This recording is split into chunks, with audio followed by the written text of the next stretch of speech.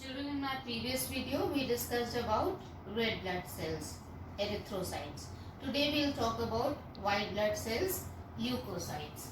Now, unlike red blood cells in which there was no nucleus and they had a hemoglobin pigment, white blood cells have a nucleus but do not have hemoglobin. The white blood cell count is 4000 to 8000 per cubic millimeter of blood. Now, white blood cells, they show the property of diapedesis. What is diapedesis? They are white blood cells, they are amoeboid in nature. So, like an amoeba, they are capable of producing a structure like pseudopodia. And through that, they are able to squeeze out of the walls of capillaries. You know, capillaries have got very thin walls. So, through the wall of capillary, white blood cells manage to squeeze out. This whole process is called as diapedesis. Now there are two types of white blood cells. First is granular white blood cells. Granular white blood cells, as the name itself tells you, they have cytoplasm. In their cytoplasm they have granules. The nucleus is constricted to lobes. Now three types of granular white blood cells are there. The first is neutrophils. They constitute 62% in the blood. Now nucleophils, they have a nucleus which has 3 to 4 lobes. It stains with nucleotides and they show the property of phagocytosis. What is phagocytosis? We will be discussing in detail when we talk about the function of white blood cells, but still I will tell you that phagocytosis is a process in which the white blood cells engulf the bacteria or the germs from all sides and kill it. So that process is called as phagocytosis. Now neutrophils, they are produced or secreted by the bone marrow. Second type of granular white blood cells, they are eosinophils. They constitute 2 to 3%. They have a two-lobed nucleus. Large granules are present in the cytoplasm. They stain dark red with eosine. They also show phagocytosis. They secrete antitoxin. Again, antitoxin, toxin word means poison. And anything which neutralizes the effect of poison, it is called as antitoxin. So, eosinophils secrete antitoxins. They are associated with allergy. At the time you are suffering from allergy, the number of eosinophils increases in your body. And they are also secreted by bone marrow. Third type of white blood cells, they are basophils. They constitute 0 to 4%. They have large indistinct nucleus. You cannot count the number of lobes in their nucleus. They release histamine. It is an anti-inflammatory substance. They are also secreted in bone marrow and they stain with a dye called methylene blue. Now, second type of white blood cells, they are non-granular. That means there is no granule in the cytoplasm and they have a single large nucleus. Among these also there are two types. First is lymphocytes. These are the smallest white blood cells. They produce antibodies. They are also secreted by bone marrow and lymph glands. Next category is monocytes. Monocytes are the largest white blood cells. The nucleus is kidney shaped.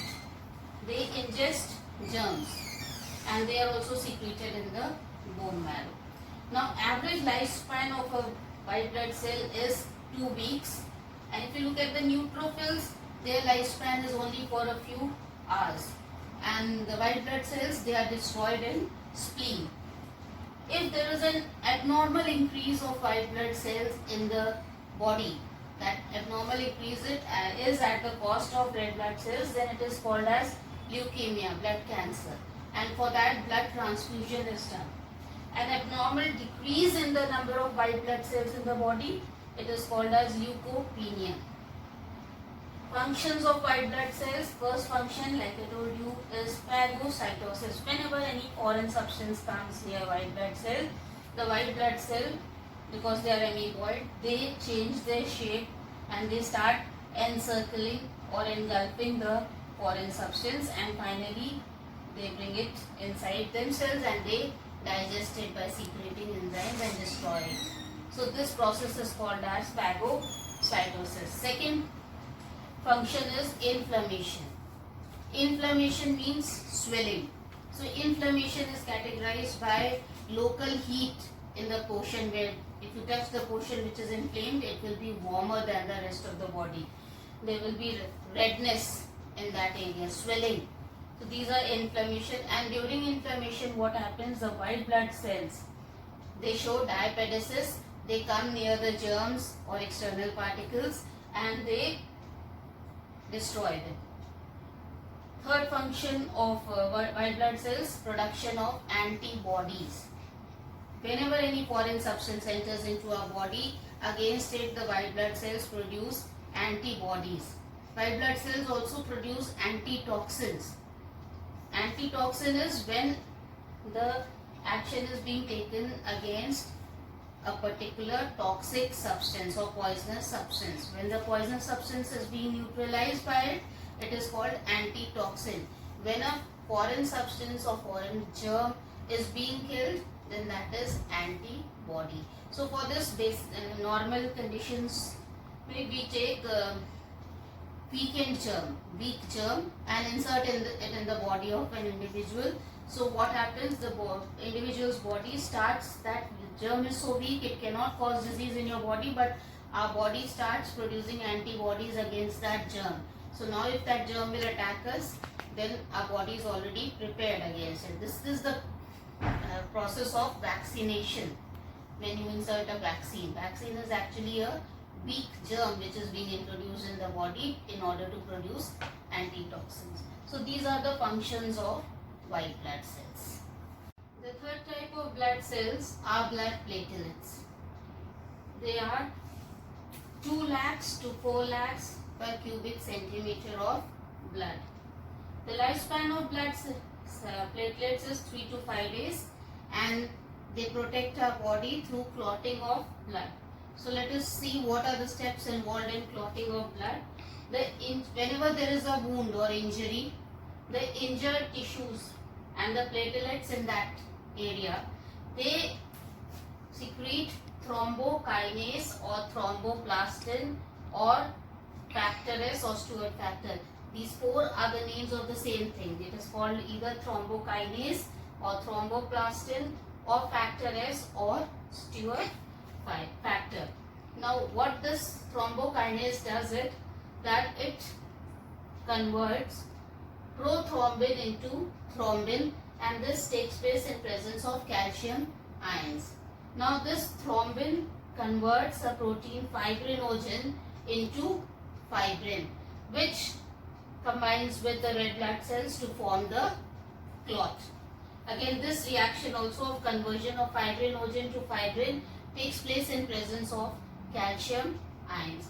So what is actually happening to blood in the process of clotting of blood is that blood gets separated due to the formation of clot.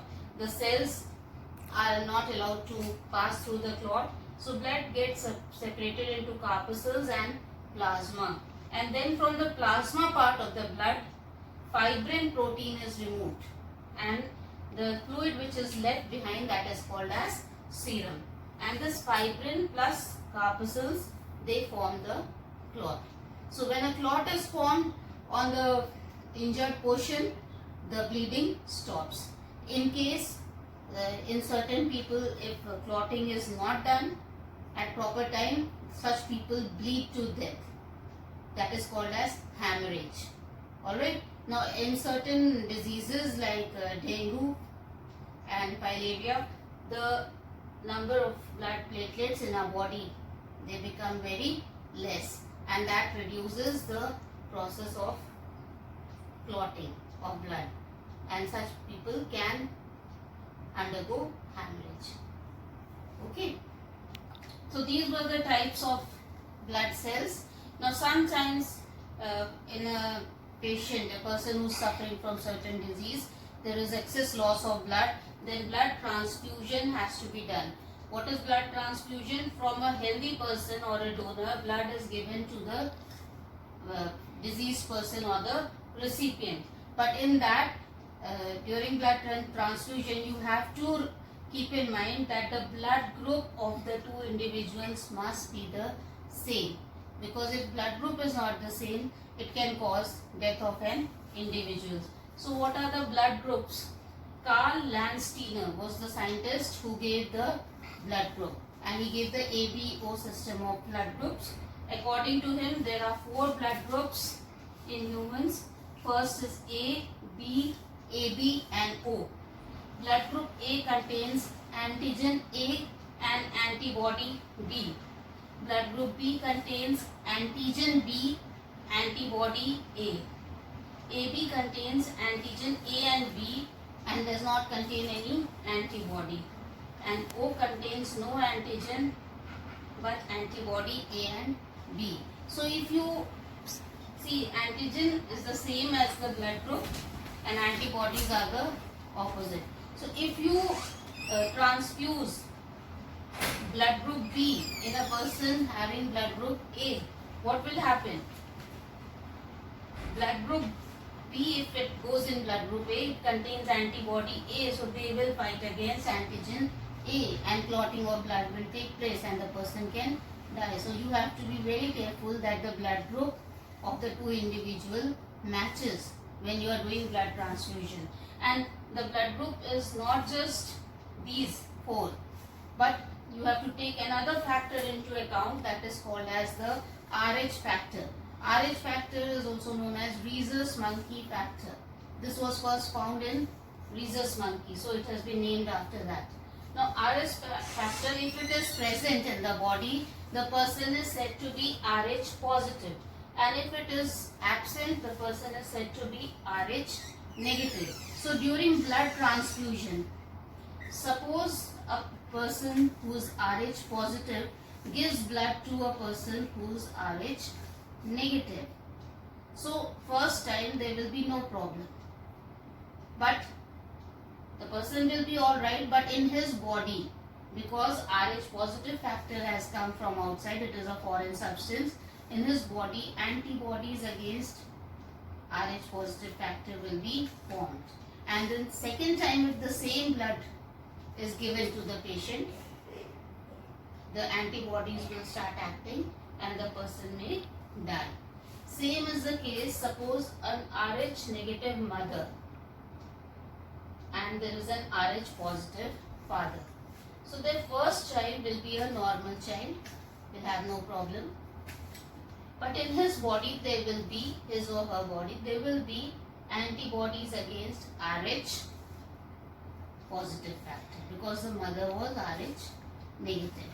Now if they have a second child in a very short span, then in the mother's body already Rh antibodies against Rh positive factor are present, and in case of the second child, when the child will be developing inside the mother's body, then that child will die because those antibodies will act with the child's blood. This disease is called as erythroblastosis fetalis. Okay, so blood groups A, B, AB, O. Earlier, O group was considered as universal donor and AB was considered as universal recipient. But now that concept no longer exists because we have come to know about the Rh factor. Now O negative is universal donor and AB positive is universal recipient. Okay, so you go through all this, then remaining part we will discuss in my next video.